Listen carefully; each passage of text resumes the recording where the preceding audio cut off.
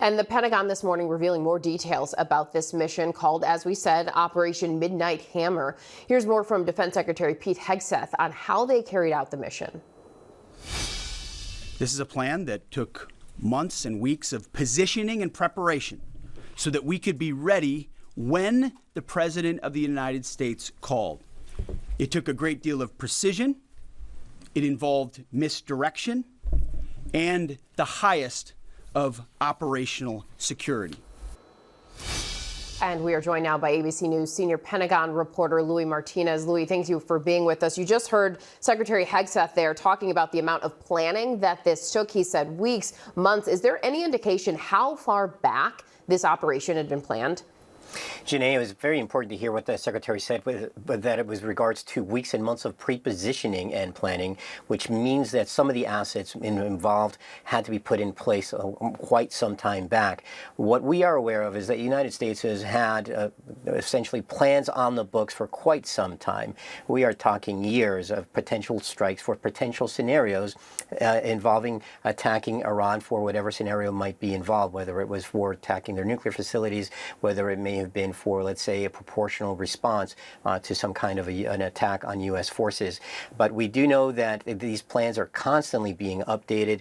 And the question is, how soon was this plan that you're seeing on your schedule right now, on your screen right now, which involved the flights of 7 B-2 bombers eastward towards Tehran, while at the same time additional B-2s were flying westbound towards Guam as the decoy that most of us reported on yesterday. And Luis, that's exactly what I wanted to ask you about, because the Defense Secretary, he talked about the decoys and deception used to maintain the secrecy surrounding this mission. So talk to us about how they were able to make that happen, as so many were watching those B-2s headed towards the west, while these other were headed to the east, and no one knew.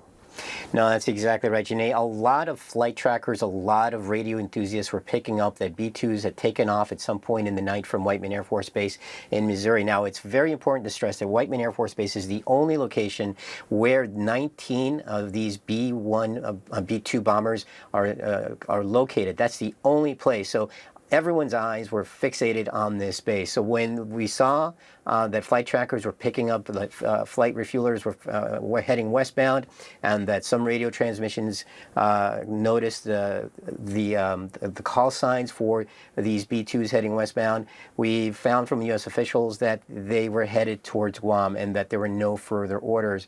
What we did not know is that heading eastbound, it's probably around the same time frame, were 7 B-2 bombers that had kept a low profile in terms of radio communications, and that the mid-air refuelers also were not being picked up by flight trackers.